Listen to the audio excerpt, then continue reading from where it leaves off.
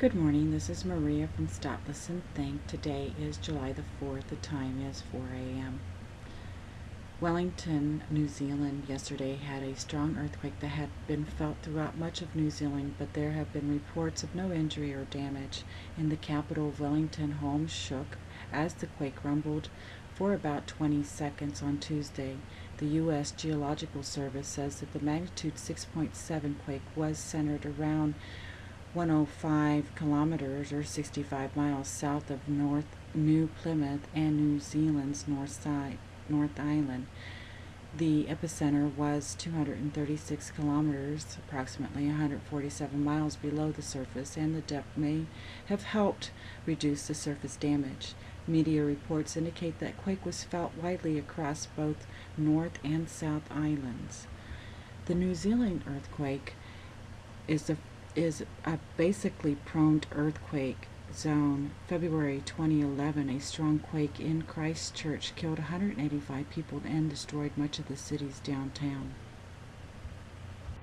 And a powerful solar flare erupted on Monday, July the 2nd, an early solar fireworks display just in time for the 4th of July.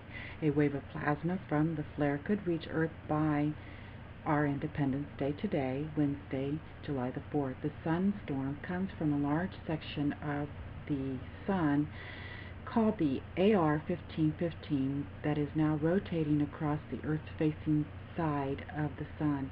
It unleashed an intense solar flare at 6:43 a.m. Eastern Daylight Standard Time, 10:43 GMT. Today is what is expected for several strong solar storms in the days ahead, space weather officials said. And speaking of the sky and the stars, be prepared to see 4 planets on the 4th of July as Jupiter, Venus, Mars, and Saturn shine through. The 2 brightest planets in the night sky will kick off the July show early on Wednesday. In short, the celestial show will open for the 4th of July holiday here in the U.S. Mars and Saturn and a nearly full moon will end the night show. According to Tony Phillips of NASA, if you look out the east-facing window to see Venus and Jupiter shining side by side so close together that you can hide them both behind an outstretched palm. The planets Venus and Jupiter will kick off their month-long sky show before sunrise on July the 4th, when the 2 planets will shine bright in the eastern sky, weather permitting, according to NASA. New light is being shed on explosive solar activity. Space Daily on July 2nd, 2012, the first images of an upward surge of the sun's gases in a quiescent coronal loop have been identified by an international team of scientists. The discovery is one step towards understanding the origins of extreme space storms, which can destroy satellites, communication, and power grids on Earth. The study was published on July the 2nd by University of Cambridge scientists working with colleagues in India and the U.S. is the first visualization of the movement of gases at 1 million degrees of coronal loops, solar structures that have been rooted in both ends and extend out from active regions of the sun.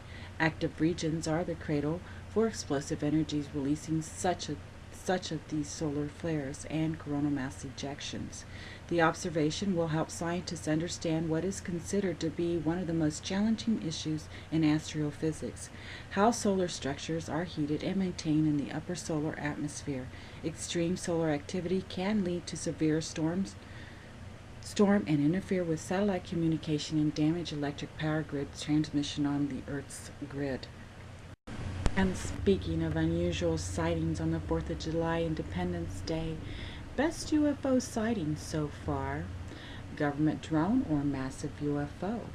One was not able to tell this time around. Third phase of the moon produced a video and got it on film from one of his people, and it is noteworthy, so I am also attaching it down below. And everything's abuzz. As bees can turn back time, reverse brain aging.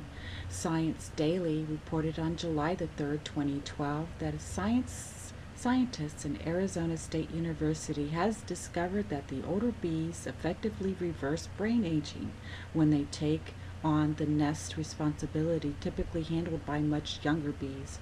While current research on human aging related dementia focuses on potential new age drug treatments, researchers say these findings suggest that social interventions may be used to slow down or treat age related dementia. You can find the article located below, and I'll talk to you guys soon. Have a great day.